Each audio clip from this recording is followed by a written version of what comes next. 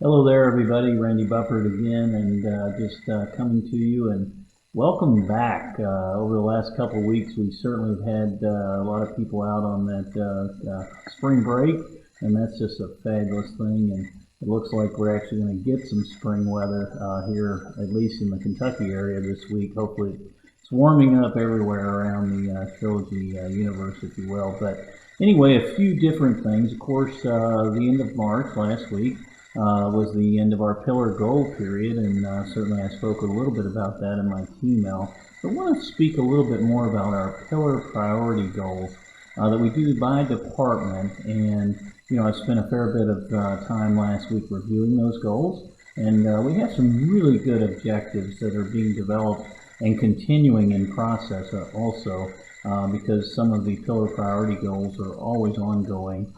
Things that sometimes we can't accomplish in 6 months, a year, even a year and a half, kind of our way to document those and keep track of those as we prepare our 6-month pillar goals at the company level.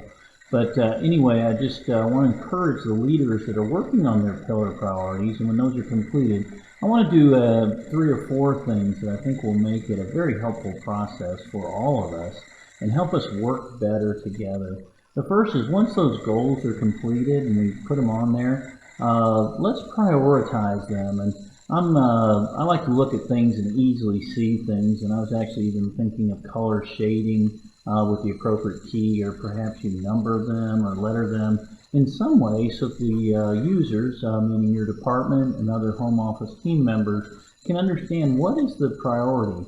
There's a lot of goals, and all of them won't be accomplished, and some just candidly have, by the nature of them, be more important than others.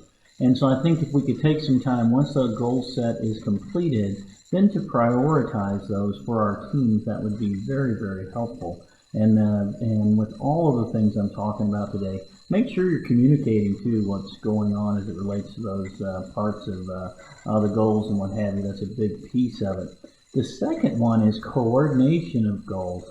Right now, to date, these goals have been prepared pretty much in silos by departments, and I'm going to be encouraging senior leadership to pull those goals together, make sure that we're coordinating our efforts so that we can be well coordinated again as we move ahead, but more importantly, so other departments know what we're working on. So when they hear about it, they go, and it might impact how they're doing things.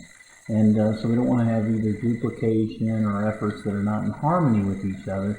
So that would be a good second step. Once these pillar priorities are completed, they're all held in a folder together where everybody can see them. Go through, look, let's make sure. We could have a meeting if we need to just make sure that everybody's on the same page and we can understand how we can work better in consonance with each other, because that's an important part of the whole goal setting process. So prioritization, coordination, communication, those are the things that I think we need to be looking for as it relates to our pillar goals in this coming pillar period. And I did have a chance to reflect and look back as I'm preparing my keynote, and a lot was accomplished in lots of areas. And so I want to give the big hats off and thank you to each and every one of you. Because that's an important part of life, is making accomplishments, making improvements, and we certainly did see that in the last 6 months, and that's a continuation of a trilogy trend. But I think pillar goals is one reason why.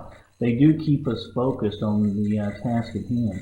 Now, we are doing something a bit different this time with the campus pillar goals, is that we're going to ask a senior home office person to support one division, not only in preparation of their goals, but more importantly, just monitoring, providing support, breaking through in bureaucracy. Sometimes, a campus who's working on a pillar goal can't get something done, and so they need some relief and, a quick fix to something.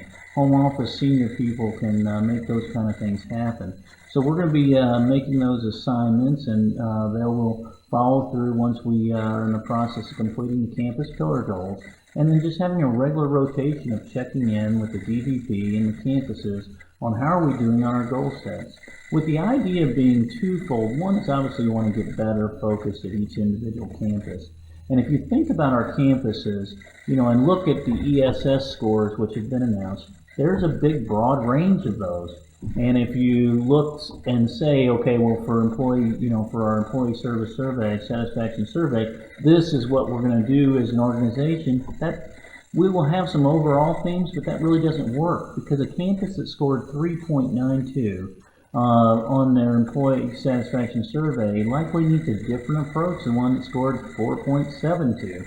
And I think those are about the ranges. And I can tell you, I've had a first glance, although not finalized, at our customer service scores, and some good news there. We are tightening up the spread, but there are campuses that are in far different places based upon what the customers are telling them than others. And so their pillar goals, just like their census goals, just like any of the operational turnover goals, you name it, every campus is uniquely in a different place. So our hope of bringing some additional oversight into the process is we can work with our campuses and train them not only how to make effectively SMART goals, but then how to put those into action and monitor those.